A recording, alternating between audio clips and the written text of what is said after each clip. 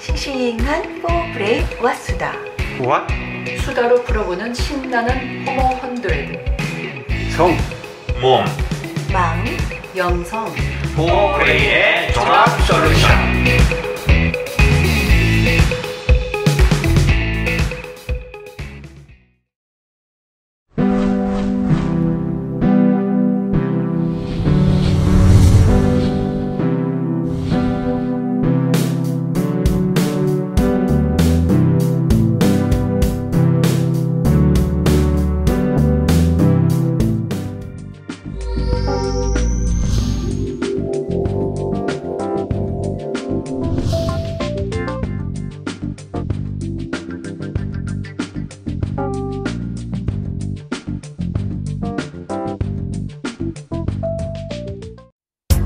당신을 에너지 오르가즘 탕양으로 초대합니다.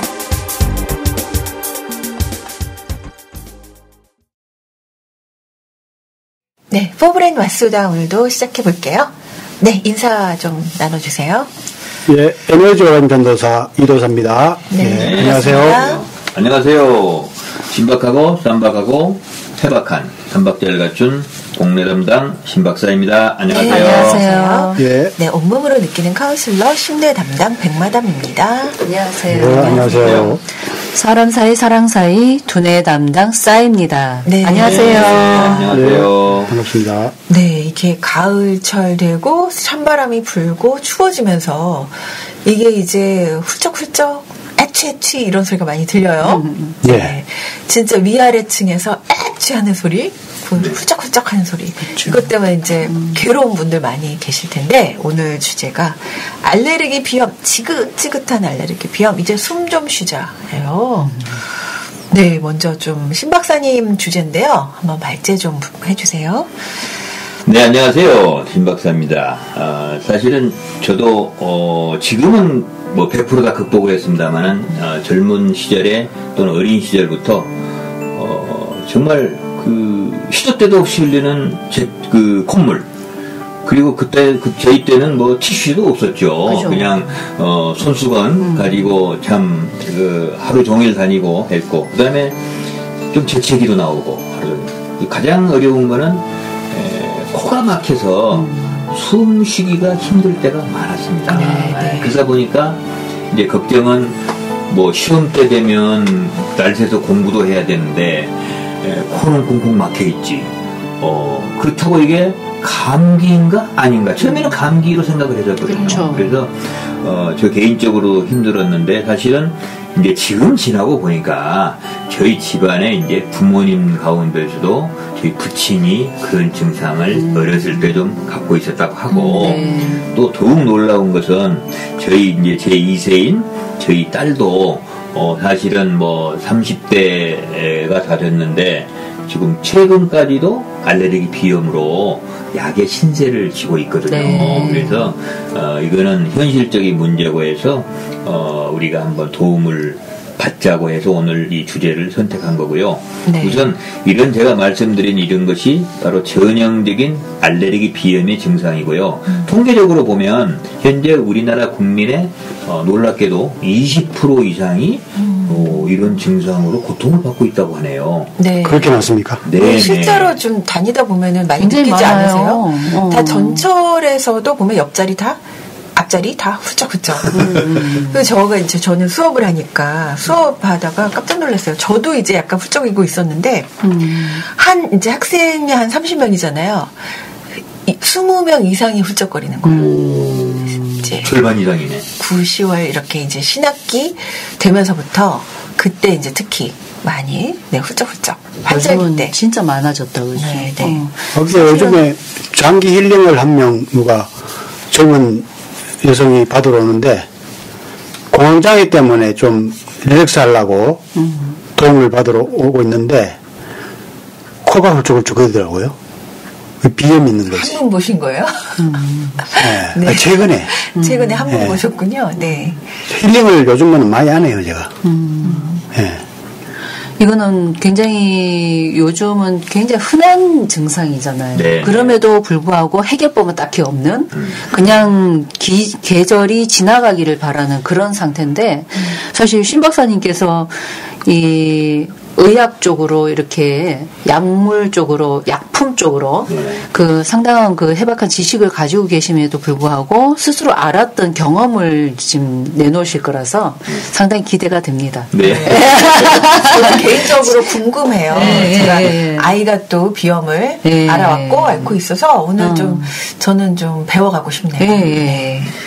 잘 아시겠지만 이 알레르기 비염은 사실은 죽을 병은 아니죠. 그렇죠. 네. 근데 신체적으로나 정신적으로 심각한 타격을 주는 건 사실이거든요. 삶의 질이 확 떨어지기 때문에. 근데 문제는 우리가 가까운 내과, 그러니까 예를 들어서 주변에 있는 병원이라든가 대학병원을 가도 센터가 있는데 여기에 불이 나게 잘 다녀도 치료가 잘 안 된다는 데 문제가 있는 거예요. 그렇죠. 그렇다면 우리가 평생을 이렇게 불편하게 살아야 되느냐? 다른 방법은 없는 건지. 그래서 오늘 주제를 우리가 신랄하게 현실과 또 이상 그리고 제도와 비제도권 안에서 우리가 경험을 바탕으로 그리고 명백히 근거 중심으로 과학적인 베이스 안에서 한번 논의를 해볼까 합니다. 네. 일단 그 알레르기 비염이 어떤 그 증상인지 그 정의 또 내려주시면 좋을 것 같아요. 우선 뭐 잘 아시겠지만 우리 모든 생명체는 생명체의 본질은 잘 아시겠지만 생존과 번식이죠. 우리 이제 생존하면은 제가 뭐 큰 목소리를 내지만 번식하면 우리 이도사께서 소리를 내죠. 우리는 언제 소리를 낼까요?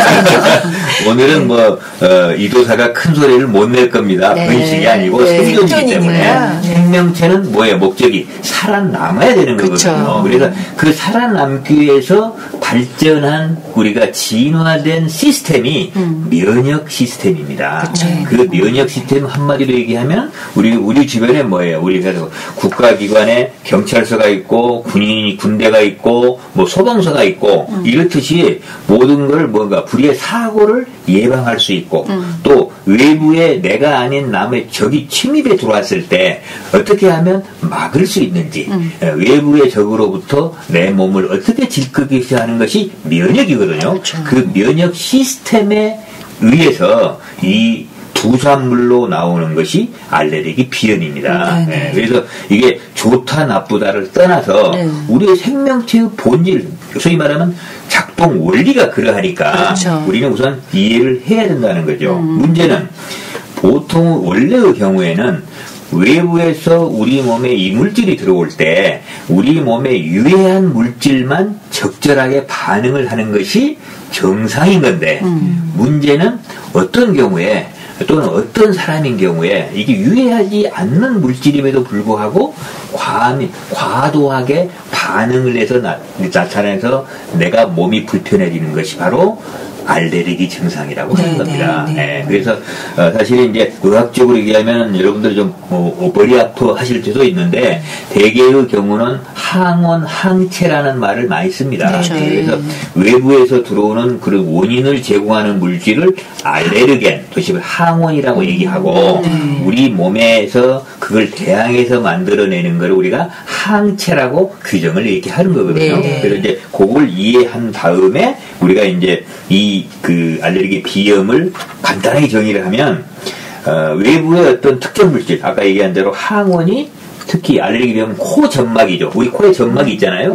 점막에 노출이 되면 우리 몸에는 아까 얘기한 대로 항체, 그걸 이제 임뮤노글로뷸린 E라고 하는 특별한 항체가 있습니다. 우리 항체가 5개가 있는데 G가 있고 A가 있고 M이 있고 D가 있고 E가 있는데 임뮤노글로뷸린 E 항체가 형성이 되는 거거든요.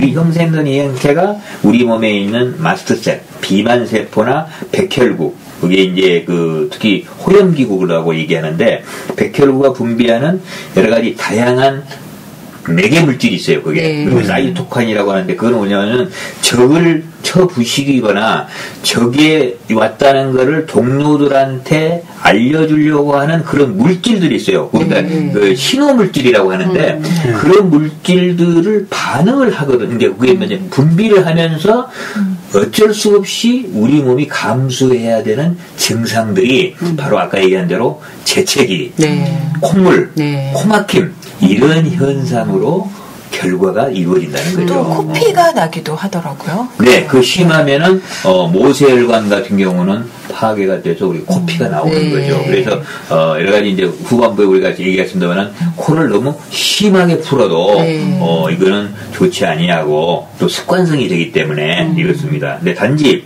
이제 결론적으로 핵심적으로 이 알레르기 비염은 이 재채기 주로 세 가지입니다. 재채기, 콧물, 코막힘 이것이 맞아요. 발작적으로 연속적으로 나타나는 거예요. 자, 문제는 사람들이 착각할 수가 있어요. 이것 때문에 감기인가? 근데 바이러스엔 감기는 99% 열이 납니다. 근데 이 알레르기 비염은 다행히 간 것이 열은 나지 않습니다. 그래서 우리 스스로 일반인들도 구별할 수가 있는데 일반 코감기하고 구별을 쉽게 할 수 있는 게 열이 나느냐 안 나느냐. 그리고 이제 보면은 콧물이 좀 맑은 것 같아요. 그렇습니다. 콧물은 맑습니다. 그리고 이제 그 외 이런 증상 세 가지 외에도 이제 예를 들어서 코 주변이 좀 가렵기도 해요. 간질간질. 또 이제 하다 보니까 뭐예요? 코가 막히면 뭐예요? 머리가 아프죠. 두통도 있을 수 있어요. 그리고 또 냄새도 못 맡습니다. 그래서 사실은 저도 개인적으로 지금 좀 밝히기는 부끄럽습니다만 냄새를 잘 못 맡아요. 오래 알레르기 비염을 하기 때문에. 그러면 좀 식욕에도 영향이 있지 않으세요? 그렇습니다. 음식 맛에도. 그러나 생존해야 되기 때문에 눈으로 그 대신 후각이 발달 안 하면 대신 우리 몸은 보상 세계가 있어가지고 시각과 미각이 발달합니다. 그렇죠. 그래서 내가 훌륭하게 좋은 요리를 제가 맛볼 수가 있습니다. 다행입니다. 그러면은 이러한 이제 알러지 증상 또 원인도 얘기를 해주셨는데 어떻게 경험도 다른 분들 경험 있는 분 있으세요? 알러지? 원인을 아까 전에 정확하게 면역력 약화 있다고 얘기하셨습니다. 아니 이제 그 면역 시스템이고 이제 원인을 제가 그러면 왜 이런 것이 발생이 되느냐. 지금까지 저기를 말씀하신 거죠. 하는 것은 메커니즘만 제가 말씀드렸고, 그러면은 그 알레르기를 일으키는 아까 항원이라는 게 있어야 되거든요. 그 일으키는 물질이 있어야 돼요. 그것은 뭐냐면 주로 두 가지를 보고 있습니다. 아까 저희 집안 얘기처럼 유전적 요인이 일단 큽니다. 그 얘기하면 우리가 쉽게 얘기하면 체질적 요인이 있다는 것이죠. 그리고 두 번째로는 환경적 요인이에요. 솔직히 말하면 내 개인의 잘못은 거의 없습니다. 근데 이제 환경적 요인은 크게 두 가지가 있습니다. 예를 들어서 음식물, 우리가 먹는 음식물이 있고, 그리고 우리 주변에 내가 생활하는 24시간 생활하는 주변에 있는 환경으로부터 오는 물질이 있죠. 그 주변부터 오는 거 볼까요? 지금 요즘에 뭐가 심각해요? 중국에서 오는 미세먼지. 이거 심각한 겁니다. 그래서 마스크를 왜 써야 되고 알레르기 비염 환자는 뭐예요? 중국에 황사가 몰려오면 비상입니다. 굉장히 어렵습니다. 그래서 이런 먼지, 그 다음에 꽃가루, 우리가 이제 폴렌이라고 얘기를 많이 합니다. 그래서 특히 봄이 되면 꽃이 피면 이게 알레르기 계절이 됩니다. 그래서 알레르기 제품을 판매하는 회사는 얼굴 표정 관리를 잘해야 되죠. 봄특수. 그리고 이제 우리가 잔디를 미국 같은 잔디가 많은데 한국도 잔디밭에서 잔디에서도 나오는 물질이 있고요. 또 우리가 산은 좋지만 거기 어떤 나무에는 또 알레르기를 일으키는 물질도 나오는 나무가 있어요. 또 잘 아시는 여러분들 뭐예요? 우리 친구의 진드기. 이거 굉장히 심각한 거거든요. 그다음 여러분들 요즘에 우리나라에 그 애완견들이 1000만 개 정도 되는데 그 동물에서 나오는 어떤 분비물들, 그런 보이지 않는 것들, 그리고 그 외 화학물질, 그리고 여러분들 쓰시는 화장품, 향수, 또 집안에서 세탁할 때 쓰는 세제, 그리고 가스 연료, 무슨 부탄 연료다, 가스 이런 것도 다 우리가 원인이 될 수 있는 거군요. 또 이제 우리가 오늘 지금 입고 있는 의류도 어떤 옷은 자극이 없는 것이 있고 네. 어떤 거는 있을 수 있는 거예요. 그쵸. 그다음에 또 양탄자 이런 양탄자. 식으로 네. 사실은 무수한 거거든요. 우리 사회에서 없는 게 없어요. 그다음에 이제 우리가 먹는 것 중에는 특히 대부분이 이제 검증은 많이 돼 있는데 특히 몇 가지만 이제 말씀드리면 이제 특히 알레르기를 잘 일으키는 가능성이 있는 물질들이 식품들이 밀이나 옥수수 특히 한국 사람들은 우유나 유제품에 민감합니다. 네, 그래서 왜냐하면 우리가 조상들이 우유를 많이 먹고 맞아요. 살지 않았기 때문에 우리가 적응이 안 돼서 그런 거죠. 그렇죠. 그다음에 이제 계란 중에서도 흰자, 그다음에 콩, 땅콩, 조개류, 그다음에 문제는 각종 식품 첨가물들에 들어가 있는 거예요. 식품에 들어간 첨가물. 그리고 보존제. 그다음에 또 놀랄 줄을 마시면 애들이나 어린이들에게 예방주사를 맞습니다. 네. 그 예방주사 자체도 사실은 알레르겐이 된다고 네. 의학자들은 발표된 논문이 있습니다. 네. 그래서 이제 어떤 자연치유 모임은 그래서 엄마들이 우리 애들 안 맞추겠다 네, 이런 맞아요. 주장도 네. 하고 있는 것이죠. 네. 그리고 이제 마지막으로 이제 요즘에 최근에 연구가 많이 되고 있습니다만은 우리 대장에는 잘 아시는 뭐예요?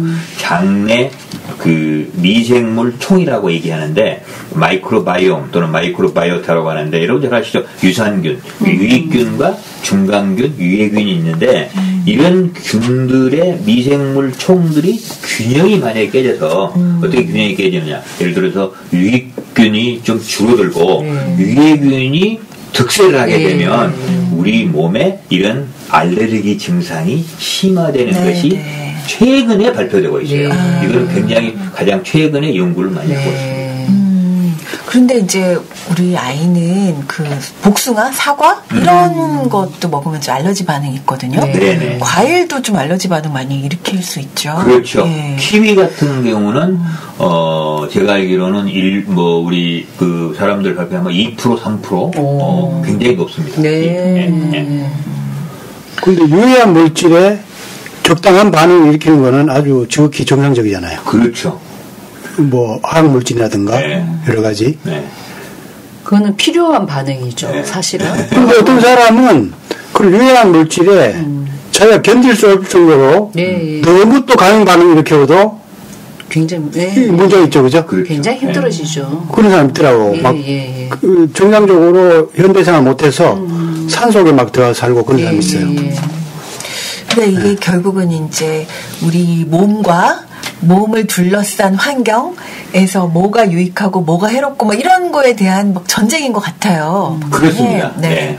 그런데 이제 잘못 판단했을 경우에 이게 알러지 반응이 된다는 말씀이시죠? 네, 그렇습니다. 그게 면역 시스템 중에 이게 사실은 나를 그렇게 위험에 빠뜨리지 않는 물질임에도 불구하고 예를 들어서 키위가 적이 아닌데 예를 들어서 얘를 적으로 간주해서 이게 나오는 것이 이제 우리 알레르기 반응이고 또 반대가 있습니다. 예를 들어서 사실은 이게 나의 목숨을 위태롭게 하고 나를 불편하게 하는 적인데도 불구하고 친구나 나의 가족으로 생각하는 것이 바로 뭐예요? 암이에요. 그래서 이거를 구분을 못해요. 왜냐하면 암세포가 원래 태생이 뇌하고 같은 출신이거든요. 그래서 최근에는 이제 면역 치료제가 나와 있는데 암 치료제 중에 그걸 구분해 놓을 수 있는 인식의 문제니까 내 면역 세포들이 적이냐 PR을 구분할 수 있는 인식력을 높이는 약물을 개발한 것이 면역 치료제입니다. 그러니까 이제 반대네요. 알러지랑 암이랑. 그렇습니다. 네, 메커니즘. 암을 몰아내야 되는데 이제 키위를 몰아내고 있고 몸에서 이제 그런 반응을 볼 때 한 가지 한 가지 개인적 질문인데요. 제 아는 이제 지인이 사실은 알러지 비염을 가지고 굉장히 고생을 하는데 기후가 변할 때, 계절이 변할 때 추위 알러지라고 얘기를 하거든요. 그런 것도 가능해요? 그렇습니다. 그게 이제 온도에 대한 정확하게 근데 사실은 저희 집안이 바로 온도 차이가 심해질 때 예를 들어서 급격하게 온도가 최하 이제 7도 이상 제가 경험을 해보니까 이제 그래서 오늘은 사실은 굉장히 갑자기 추워진 날이거든요. 그래서 제가 내복까지는 힘들지만 네네. 겨울옷을 제가 무장을 네. 했어요. 예, 왜냐하면 예. 제 경험상 오늘 같은 경우는 기온이 7도, 10도 차이가 나니까 반드시 콧물이 날 거라고. 네, 그래서 제가 네, 네. 여기 도착해가지고 제가 코를 좀 풀고 왔습니다. 네.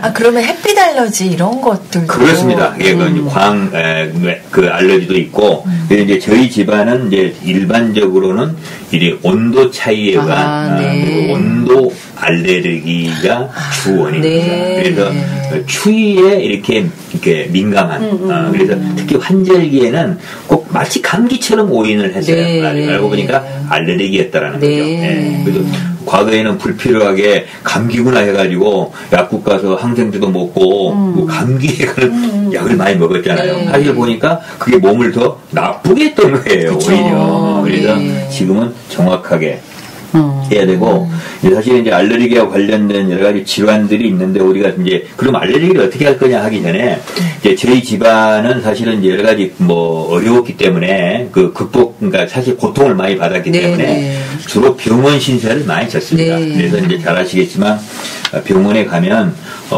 알레르기 테스트를 하죠. 네. 이제 우선, 이 사람이 어떤 알레르겐에, 그럼 항원에 민감한 반응을 하는지, 그걸 센시티비티, 소위 말하면은 민감도를 실험을 합니다. 네. 그래서 아까 얘기한 대로 어떤 사람은, 예를 들어서 키위에 민감하다. 그렇게 알 수가 있는 거거든요. 그 다음에 저처럼 추위에 갑자기 민감하다. 온도 차이가 갑자기 느껴지면 코가 막히기 시작하니까. 이런 식으로 해서 사람의 특정한 상황이 뭔가를 병원에서는 진단을 해줍니다. 네. 굉장히 중요한 거죠. 네, 중요하죠. 이제 문제는 그렇게 진단을 했음에도 불구하고 그러면 알았으면 치료가 돼야 되는데 치료하기가 어렵다는 거예요. 네. 왜냐하면 이게 한마디로 말씀드리고 처음에 우리가 정의를 했지만 우리 몸이 생명체가 기본적으로 가지고 있는 시스템 중에 부산물이기 때문에 이거를 근본적으로 고치기가 어렵다는 거예요. 그러니까 이거를 우리가 이해를 해야 되는 거예요. 네. 시스템을 예를 들어서 무너뜨리기 전에는 그쵸. 이거는 어렵다는 거예요. 그러면 현재 병원에서 어떻게 치료하고 있느냐? 제1번이 뭐예요?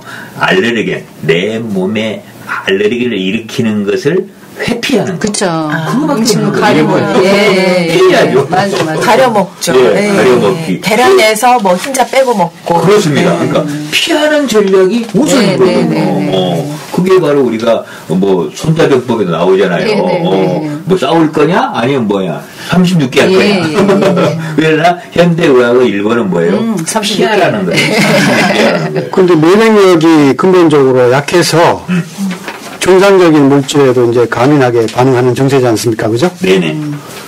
예. 그럼 우리가 심리적으로도 똑같네요.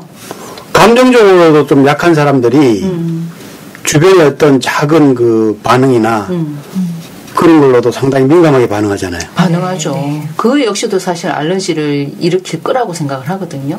예. 심리적인 현상하고 안에서 통하네. 이게 연해져 다 있으니까. 통하죠. 꼭 예, 이런 예. 부분뿐만 아니라 그죠, 이제 그죠. 몸과 마음에서 유사한 증상들이 많죠. 대처 방법도 그렇고. 그럼 만나면은 좀 기분 나쁜 사람들은 이런 사람들은 피하는 게 일단 상책이네, 그죠? 회피요법으로. 근데 알고 보니 내 편이었어. 그러니까 잘못 본 걸 수도 있죠. 그렇죠.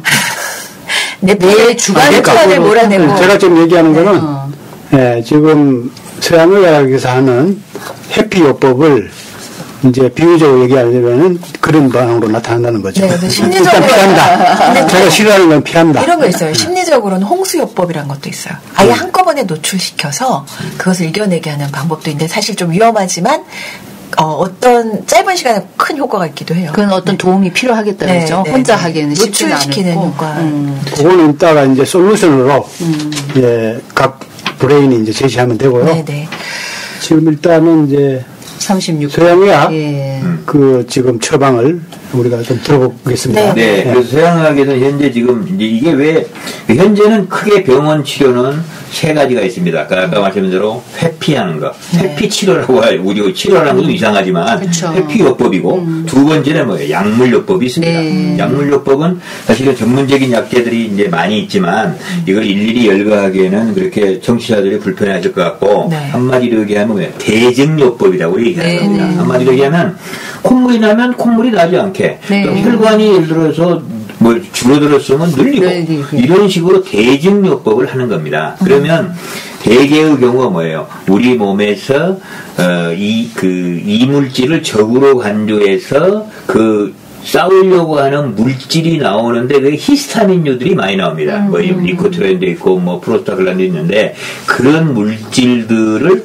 억제해주면 우리가 불편한 증상이 없어지거든요. 그래서 그걸 항히스타민제라고 얘기하는 흔히 말하는 항히스타민제. 네, 그래서 이제 이 분야에서는 항히스타민제가 가장 많이 쓰이고 있습니다. 네. 그리고 이제 과민한 면역을 억제하기 위해서 일부 스테로이드, 부신피질 호르몬도 쓰기도 하고요. 그다음에 몇 가지 요법을 쓰고 있는데 이런 약물 요법이 있습니다. 그리고 이제 코감기, 코가 너무 많이 있으면은 코에다가 스프레이로 해가지고 우선 불어넣어서 우선 뚫리게 해주는 거.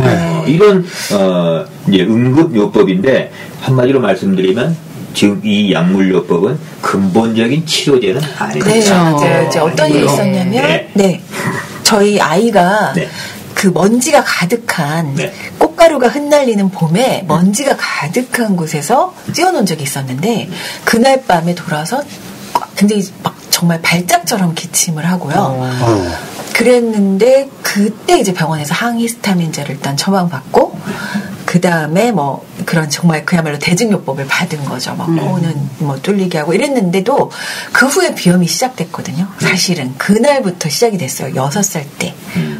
그래서 지금 근데 이제 그게 근본적으로는 아니었고 정말 순간순간의 증상만 그때 이제 일단은 발작적인 기침은 없어졌지만 그때부터 비염은 이제 장기적으로 계속 되더라고요. 제가 이제 젊었을 때 근무했던 세계적인 그 제약회사 연구소에서 개발한 것도 사실은 항히스타민제인데 항히스타민제 기존의 항히스타민제는 이제 어떤 문제가 있었냐면 그 히스타민을 억제하지만 가장 문제가 뭐예요? 졸음을 유도를 해요, 같이.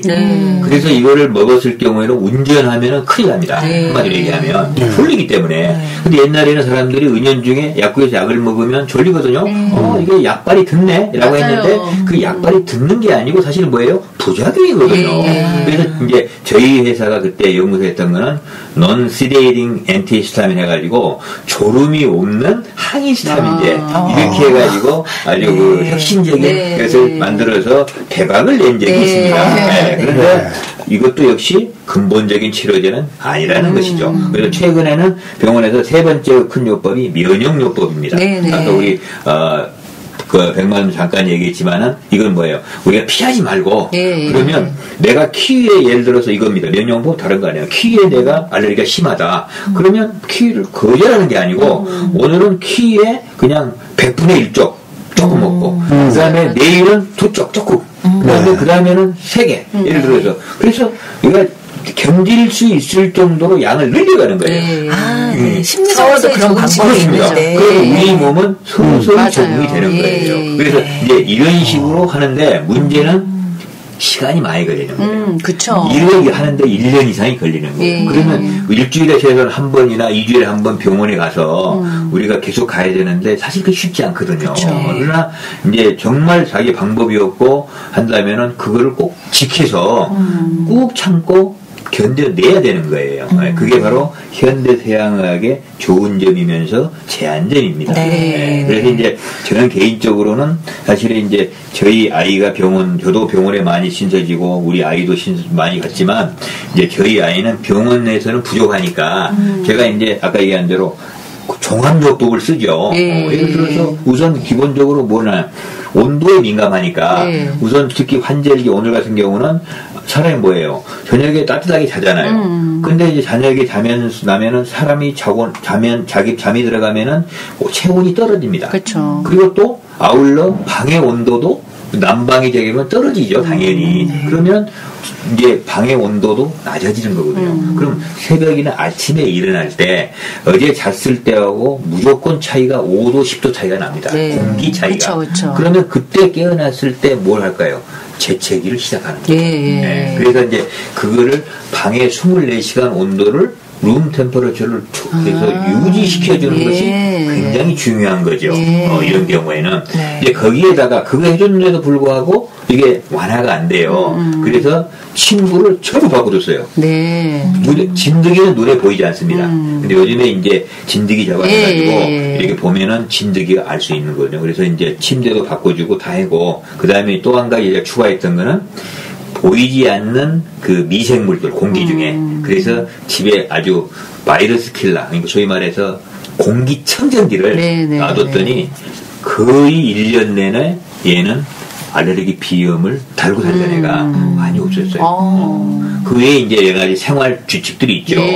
또 뭐 면역력을 늘려야 되니까 요가도 다녀야 되고. 맞아요. 그렇잖아요. 그 몸의 밸런스를 먼저 잡아줘야 몸의 되죠. 밸런스를 받아야 되니까. 그래서 지가 건강해야 되는 거예요. 건강하지 않고서 어떻게 약물에 의존할 수 있겠어요. 그래서 몸을 건강하게 만들어주는데 투자를 많이 하고 있습니다.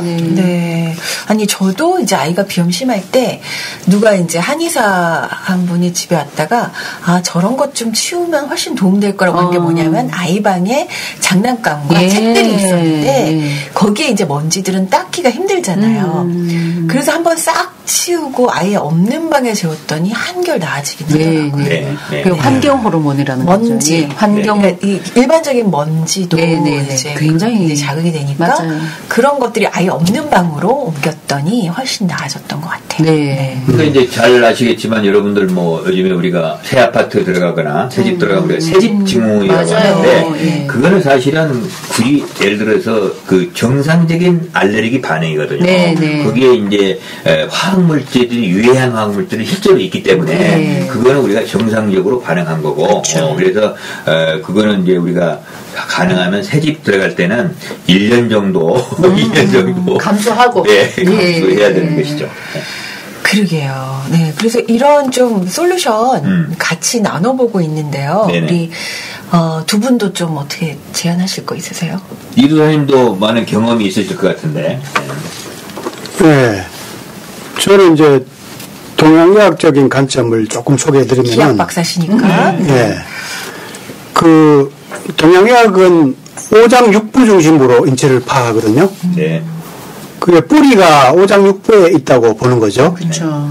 그래서 각각의 장기는 각각에 대응하는 몸의 이 오관이라든가 또 5가지 신체 이런 것과 다 대응 관계가 있어요. 이제 폐는 구멍으로는 코와 인후 쪽으로 이제 통한다고 보는 거죠. 그리고 이제 진액으로는 콧물하고 이제 통하고요. 그 다음에 신체로는 이제 피모, 폐주 피모라고 그래가지고 폐는 이제 피부와 모발과 통한다. 그러니까 폐가 이제 피부와 모발을 주관한다고 보는 거죠. 그래서 이 동양의학적으로 보면은 이제 이 코 문제는 근본적으로 이제 폐에 있다고 보는 게 그 한의학적인 이제 관점이라고 볼 수가 있어요. 근데 이제 폐의 기능이 나빠지는 거는 제가 이제 항시 말씀을 드리지만 장에 이제 독소가 많이 연관이 되어 있습니다. 장의 환경이 깨져가지고 숙변이라든가 독소가 이제 많이 생기면은 그게 이제 혈액을 타고 혈액을 오염시키고 인체에 이제 돌아다니면서 약한 부위에 이제 그 막힘을 유발시키고 문제를 유발시키거든요. 그러니까 장에 독소가 많이 생기면은 폐가 선천적으로 좀 약하거나 그런 환경 속에 처해 있는 사람들한테는 폐를 많이 공격하게 된다는 거죠. 그럼 폐의 이제 기혈순환이 나빠지면서 온도가 또 떨어지고 그럼으로써 이제 여러 가지 담음이 많이 생긴다든가 면역력이 저하되는 그 결과를 초래하게 되죠. 약간 좀 와닿는 점이 뭐냐면 제가 이제 아이 때문에 아이가 아토피가 굉장히 심했었는데 소아과를 갔는데 그분이 유산균하고요. 그 다음에 그 폐렴 예방 주사를 처방을 해주셨어요. 근데 그때는 너무 뜬금없다고 생각했어요. 아토피인데 왜 유산균하고 이런 폐렴 예방 주사를 처방하시지? 그랬는데 나중에 보니까 그분이 굉장히 국내에서 알아주는 알러지 분야의 권위자시더라고요. 그러니까 네. 그분이 그런 걸, 그 연결성을 연구하고 계셨던 거예요. 장과 폐와 그리고 이 알러지 관련해서 연구를 하고 계셨던 거예요. 논문을 쓰고 계셨던데 약간 시험적으로 이제 막 이미 처방을 하고 계셨던 것 같아요. 이미 오래전이지만. 그런데 실제로 아이를 유산균을 그래서 꽤 오래 먹였거든요. 예. 확실히 호전됐어요. 그렇죠. 네네. 아까 전에 면역력이 약해져서 감인 반응이 일어난다고 우리가 진단했지 않습니까? 네. 그런데 그 면역의 핵심이 장에서 70% 이상 차지한다는 거는 현대의학에서도 지금 네. 말하고 있는 상황이거든요. 그렇죠. 예. 비인파구가 이제 장의 그 점막에 있는 그 림프 네. 조직들로부터 이제 많이 생성된다. 이렇게 얘기하고 있죠. 그래서 이 장이 굳으면은 면역력이 약화될 수밖에 없죠. 그죠? 예, 그렇죠. 그리고 이제 장이 굳고 특히 이제 그 늑골공이라고 해가지고 이 갈비뼈 아래에 활처럼 생긴 이 부분 있지 않습니까? 네. 이 부분이 이제 사람들이 많이 긴장이 옵니다. 네. 대부분 위쪽이나 간 쪽에 눌러보면은 대부분 딱딱하고 긴장이 많이 돼 있어요. 그 장과 더불어서 이런 늑골근 쪽이 이제 굳으면은 호흡이 얕아집니다. 호흡이 얕아지면은 산소가 충분히 공급이 안 되겠죠. 산소가 공급이 충분히 안 되면은 모세혈관의 어떤 그 수축 작용이 잘 일어날 거 아니에요. 그러면 코가 잘 막힐 수도 있고, 그죠? 그런 걸 해소하기 위해서 콧물도 많이 나올 수 있고, 그런 증상들이 이제 생길 수가 있는 거죠. 그래서, 한의학적인 관점이나 또 제가 장기 힐링 마사지를 보급한 그런 관점에서 보면은, 장기를 다스리는 것이 이 면역력을 높이고, 비염에서 이제 탈출하는 좋은 이제 솔루션이 될 수가 있는 거죠. 네, 네. 그걸 하는 방법 잠깐 소개해 드릴까요, 그러면? 네, 네. 뭐, 예, 팁으로 좀 잠깐만, 네, 소개해 주시죠. 일단은 이제 그 배꼽이 이제 몸의 중심이고 뿌리기 때문에 배꼽을 눌러서 푸는 거는 항상 기본입니다. 네. 그래서 배꼽 테두리를 이렇게 8부위로 나눠가지고 돌아가면서 이렇게 5초 이상 눌렀다 했다 눌렀다 했다 하면은 배꼽이 아주 잘 풀리거든요. 네. 배꼽이 풀리면은 그 오장육부가 아주 편안해집니다. 그리고 인체의 그 중심이 뚫리기 때문에 수승하강이라고 얘기하죠. 네. 수승화강. 물은 내려가고, 불은 올라가고. 그리고 음양 에너지 순환들이 좋아지는 거죠, 일단은. 네. 그 다음에 이제 아까 늑골근 그 굳어 있는 것이 횡격막을 긴장을 초래하고 폐에 이제 깊은 호흡을 방해한다고 제가 말씀드렸지 않습니까? 그렇죠. 그래서 늑골근을 이렇게 자꾸 눌러서 푸는 거예요. 예, 여기에 그 갈비뼈 아래에 그 손을 깊이 집어넣으면서, 그죠? 몸을 숙이면서 손을 깊이 집어넣으면은 지압이 잘 되거든요. 네. 그래서 꾹꾹 눌러서 풀면은 그게 그 꾹꾹 긴장된 것이 말랑말랑해집니다. 그러면서 호흡도 한결 이제 깊어지고 편안해져요. 네. 예. 그래서 그걸 풀고, 배꼽 주변에 이제 장을, 꾹꾹 눌러서, 자주 이제 풀어주면은, 장의 면역력이 좋아진다 이거죠. 네, 네. 그 실제로 제가, 요런 힐링 마사지로 비염 환자들을 많이 호전시킨 그런 체험도 있어요. 있으세요? 체험도 네. 있고, 제가 이런 방법을 이제 간단하게 가르쳐주는 교육도 제가 많이 했고, 지금도 하고 있는데, 이런 걸 배우는 어머니들이 그 아토피 피부염이라든가, 알레르기성 천식이라든가, 비염이 있는 그 자식들을 네. 호전시켰다는 그런 보고를 제가 여러 건 받은 적이 있어요. 네, 네. 실제로 이제 도움이 되는 거죠. 예. 좀 연결이 될 수 있겠는데 저는 이제 아이 아토피가 정말 귀가 떨어져 나갈 정도로 허울 정도로 심했었는데 그래서 너무너무 밤에 잠을 못 자서 제가 이제 생존을 할 수 없는 지경에까지 이르다 보니까 네. 혼자 이제 공부를 많이 해서 그 찾아낸 게 몸을 따뜻하게 해야겠다. 오히려 이게 이제 피부 표면이 열이 몰리지만 속은 찬 거라는 어떤 이론을 발견하고 좀 동의를 하면서 그때는 근데 한약을 먹일 수 없으니까 제가 이제 그 반신욕을 시켰었거든요. 아이를 이제 아기였는데 반신욕을 붙잡고 한 30분 이상씩 매일 시켰어요. 네. 그랬는데 막 이제 명현 반응이 올라오더라고요. 더 빨갛게 얼굴에 막 올라오더니 이제 한두 달 되니까 뭔가 반응이 있더라고요.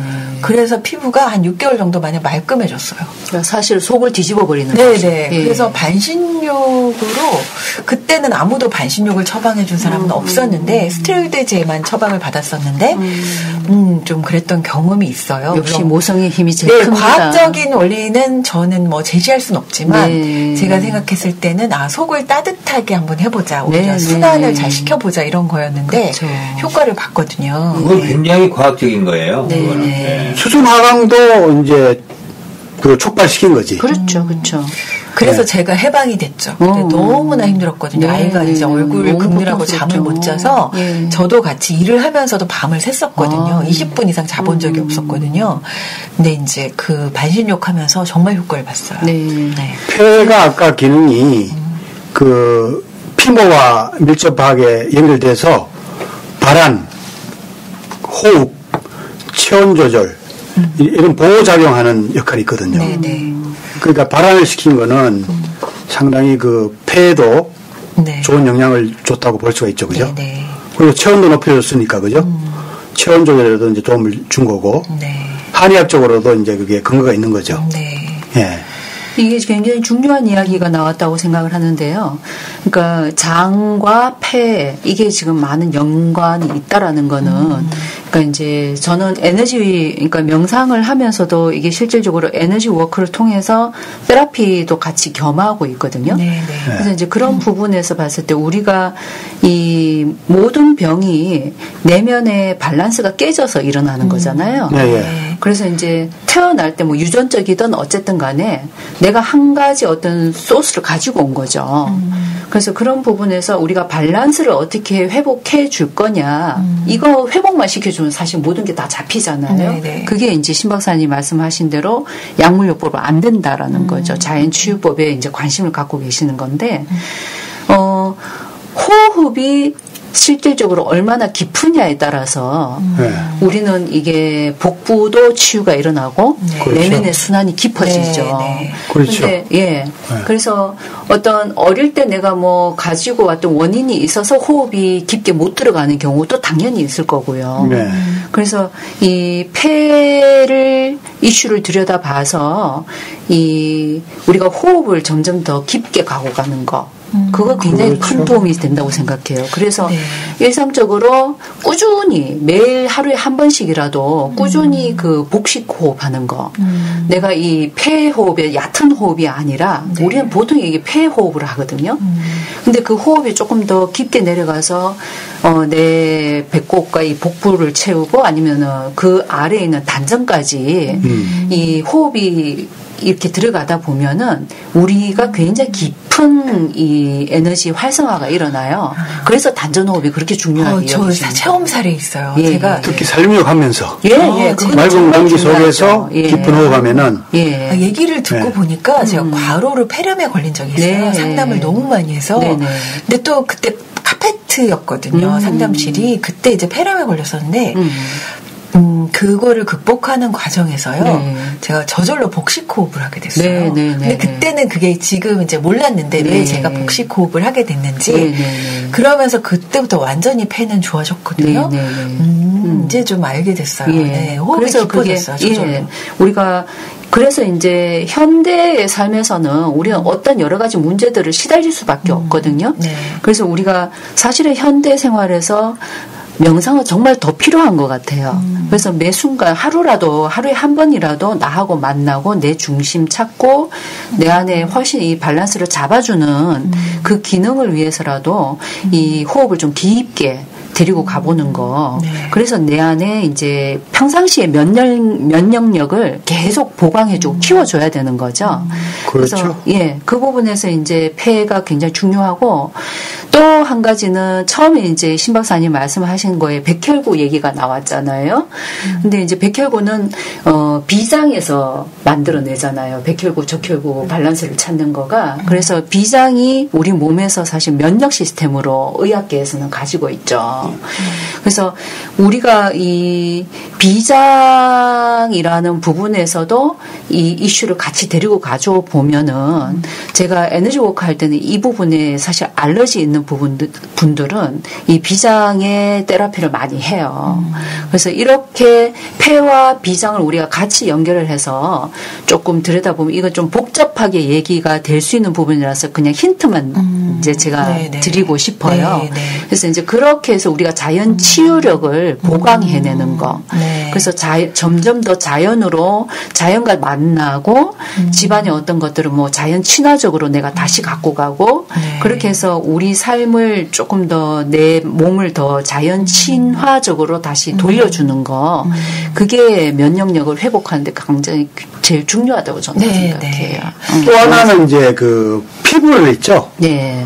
피부를 좀 강화시켜주는 방법이 상당히 도움이 됩니다. 되죠. 예. 왜냐하면은 이게 피부가 이제 코하고 통한다고 본 거거든요. 피부도 이제 호흡을 하지 않습니까? 그죠? 네.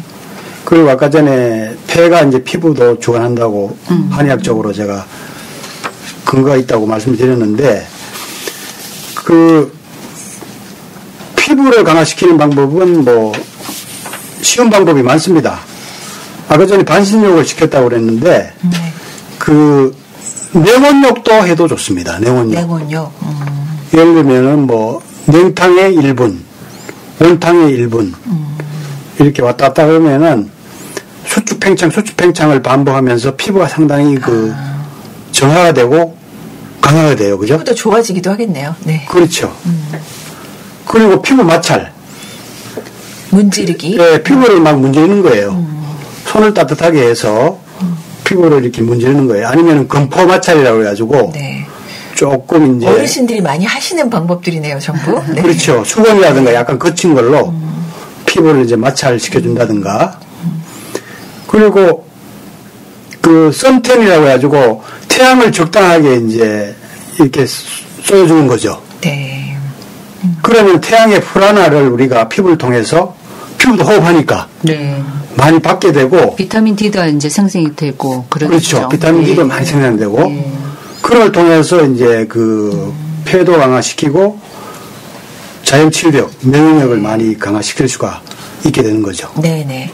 우리 알러지 비염의 극복 방법에 대해서 얘기를 나누고 있는데요. 시간이 많이 경과돼서 혹시 신 박사님, 저는 오늘 이제 전문가라기보다는 거의 엄마로서 사례를 들려드리고 또 뭐 여쭤보고 이런 식으로 이제 좀 참가를 했는데 신 박사님 마지막으로 좀 코멘트 해주시겠어요? 네, 여러 가지 실제로 이론보다는 경험이 더 중요하죠. 이 부분은 특히 자연치유적인 측면에서 우리가 극복을 많이 하는 것이 도움이 되기 때문에 하는데 최근에 좀 재미있는 거는 이게 있습니다. 이제 의학자들이 이제 연구한 것 중에 내세운 중에 특히 진화의학자들이 왜 과거에 없던 이런 증상들, 아까 아토피라든가 알레르기 비염이라든가 이런 현식들이 왜 최근에 많이 생기냐 이겁니다. 네. 왜라는 것이죠. 네. 이제 그 배경에 이제 그 공감을 얻는 가설 중에 하나가 기생충 가설이 있어요. 네. 이 그 일면을 이라고 하는 물질이 원래는 과거에 우리가 사실 기생충에 엄청 시달렸거든요. 네. 우리나라만 하더라도 1950년대, 60년대에는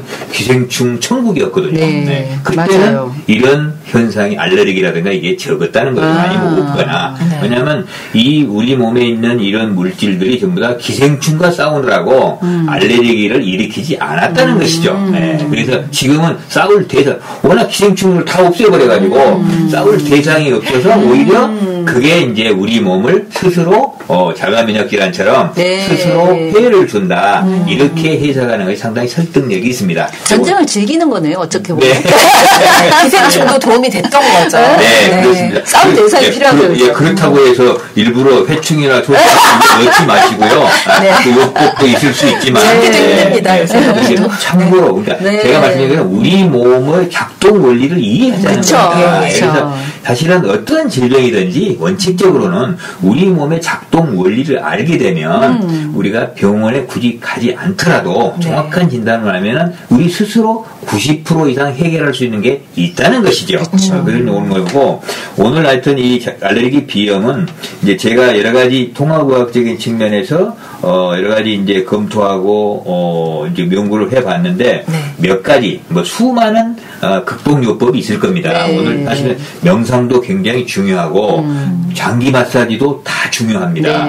그리고 반신욕도 중요합니다. 모두 효과가 있어요. 코세척도 하나 소개해 주시면. 네, 그래서 우선은 이제 결론적으로 몇 가지만 이제 정리하고 오늘 요약을 해주신다면 총정리를 좀 해주시죠. 네, 그래서 우선은 이런 비염, 알레르기를 극복하려면 우리가 매일매일 생활하는데 우선은 피로가 과도하게 누적되는 걸 막아야 되는 겁니다. 면역력이 아무리 좋아도 피로하면 면역 시스템이 무너지거나 잘 듣지 않는 것이죠. 그래서 학생이든 어른이든 내 몸에 예를 들어서 한계를 아시고 거기에 너무 무리하지 않도록 하셔야 되는 겁니다. 그게 우선 중요하다는 거예요. 피로가 누적이 되면 병은 커지는 것이죠. 두 번째는 잘 아시지만 각자 사람마다 다 달라요. 그래서 내한테 특별히 작용하는 원인 물질이 나의 원인 물질이 뭐냐는 겁니다. 이거는 병원에서 또는 간접적으로 경험 삼아서 분명히 알아야 되는 거예요. 그것이 면역 원인 물질이 뭐냐는 거죠. 저걸 알아야 대응을 하는 거니까. 그 다음에 이제 세 번째로 아까 얘기한 대로 면역력을 키우는 방법이 뭐 있느냐. 섭생하는 거 있죠. 자연식하고 뭐 좋은 음식을 어떻게 먹을 거냐는 거는 시간 관계상 말씀드릴 수 없는 거고 음식이 중요하고 그리고 아까 얘기한 대로 각종 운동 특히 폐와 대장은 서로 표리 관계에 있는 장부라고 우리 얘기하는데 서로 이게 잘 되려면 뭐예요? 유산소 운동을 해야 되겠죠. 폐가 이게 건강하려면 이런 게 있고 또 섭생은 제가 우선 부모님이 이런데 전혀 문제가 없었다. 그러면 음식을 할 때 부모님이 먹었던 음식만 먹으라 이거예요. 맞아요. 부모님이 먹지 않았던 음식을 왜 먹냐요. 그 얘기를 뭐 해야 돼요? 햄버거. 왜 옛날에 뭐 피자 이런 거 과연 없었잖아요. 그리고 기름에 튀긴 거 이게 과거에는 많이 없었다는 거죠. 부모님이 안 먹었던 음식을 내가 왜 먹냐는 겁니다. 그래 한번 생각해 보는 거고 그다음에 이제 아까 얘기한 그 대장을 잘 관리하려면 여러 가지로 유산균이라든가 이런 거 하려면은 제재를 그러니까 그런 보조제를 드시면 되는 거고 각종 요법들이 많이 있는데 뭐 시간 관계상 뭐하냐고 간단하게 예를 들어서 우리 한의학적으로는 만약에 이제 경혈들이 있어요. 이거를 도움을 주는 너무 내가 약은 없고 재채기도 심하고 그냥 뭐 예를 들어서 뭐 콧물도 막혔다. 그러면 이제 엄지 손가락과 검지 손가락의 그 사이에 있는 걸 이렇게 겹쳐 보면 이거를 합곡이라고 하는 혈자리가 있습니다. 이 합곡이라는 혈자리를 꼭 눌러서 아플 정도로 한 1분에서 2분 정도를 지압을 해주면 이게 내가 불편사항이 어느 정도 해결이 됩니다. 이게 급할 때. 급할 때. 조금 더 직접적인 거는 코 옆에, 콧망울 옆에 쏙 들어간 데 있죠. 영양혈이라고 있어요. 영양혈. 그걸 영양혈이라고 합니다. 그거를 이제 시합을 해주거나 마사지를 해줍니다. 한의원 가면은 아이들 여기에 붙여줘요. 이렇게 돼 있고 그리고 이제 여기 눈썹 양눈썹 사이에 인당혈이라고 있어요. 이것도 역시 중요한 혈자리입니다. 이 세 가지 혈자리가 아까 얘기한 대로 알레르기를 극복하는데 도움이 됩니다. 그래서 한의원 가면요 아이들한테 여기에 이제 지압할 수 있는 테이프 같은 걸 붙여주거든요. 코 옆하고 손 가운데하고 또 여기 이마에 붙여줄 때도 있고요. 지금 여기가 합곡은 대장에 해당되는 혈자리거든요. 그렇구나. 그러니까 폐대를 좋게 하는 그런 방법이 되는 거죠. 그래서 사실은 이게 귀찮고 사실 고통스러운 증상이지만 사실은 알고 보면 의외로 쉽게 극복할 수 있는 방법들이 많은데 각자에 맞는 방법이 따로 있다는 겁니다. 네, 그래서 네, 그걸 맞아요. 서로 찾도록 해야 되고 네. 오늘 저희 방송에서는 일일이 할 수는 없는 거고 나중에 궁금하시면 저희 전문가들에게 따로 댓글을 남기시거나 따로 질문을 해주시면 얼마든지 저희들이 도움을 드릴 수 있고 이런 질병을 극복하는 방법은 왓소다를 자주 들어주세요. 되겠지요. 네, 언제 비밀이 나갈지 모르겠어요. 네. 근데 이 코세척을 얘기 안 하셔서 네. 제가 좀 더 해야 되겠는데요. 네.